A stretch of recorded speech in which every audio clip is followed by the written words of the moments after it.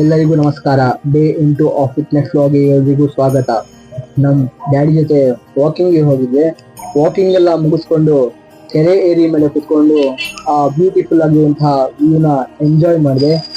ನಂತರ ಮನೆಗೆ ಬಂದು ಬ್ರೇಕ್ಫಾಸ್ಟ್ ಮಾಡಿ ಇವತ್ತು ನಮ್ಮ ಅಕ್ಕನ ಮಗನ ಜೊತೆ ಸ್ವಲ್ಪ ಎಂಜಾಯ್ ಮಾಡಿ ಗಾಡಿನಲ್ಲಿ. ನಂತರ ಜಿಮ್ಮಲ್ಲಿ ಶ್ರೀರಾಮನವಮಿ ಹಬ್ಬದ ಪೂಜೆ ಇತ್ತು. ಪೂಜೆಯನ್ನ ಮುಗಿಸ್ಕೊಂಡು ನಂತರ ವರ್ಕೌಟ್ನ ಶುರು ಮಾಡಿದೆ. ಇವತ್ತು ಯೋಗ ಕ್ಲಾಸಲ್ಲೇ ವರ್ಕೌಟ್ನ ಮಾಡಿದೆ, ಬೈಸಿಪ್ ವರ್ಕೌಟ್. ಇದರಲ್ಲಿ 4 ವೇರಿಯೇಷನ್ಸ್ ಆಫ್ ವರ್ಕೌಟ್ನ ಮಾಡಿದೆ.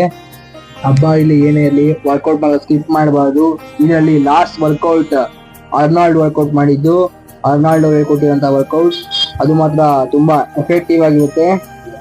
ಇದರಲ್ಲಿ ಡೌನ್ ಟು ಆಫ್ 7 reps, ಮತ್ತೆ half in the up 7 reps, ಮತ್ತೆ ಫುಲ್ ಡಂಬಲ್ 7 reps ಮಾಡಿ ಈ ಥರ 3 ಸೆಟ್ಗಳನ್ನ ಮಾಡಿ ನಿಮ್ಮ ಬೈಸಿಪ್ಸ್ ಸಖತ್ತಾಗಿ ಪಂಪ್ ಆಗುತ್ತೆ.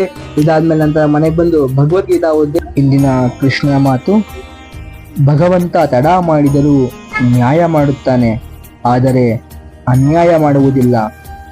ತಡ ಆಗುವುದರ ಹಿಂದೆ ಅದ್ಭುತಗಳು ನಡೆಯುತ್ತವೆ, ಕಾದು ನೋಡಬೇಕಷ್ಟೇ. ಇದಾದ್ಮೇಲೆ ನನ್ನ ಲಾಸ್ಟ್ ತಿಂಗಳಿಗೆ 2 ಡೇನ ಎಂಡ್ ಮಾಡಿದೆ. ಧನ್ಯವಾದಗಳು.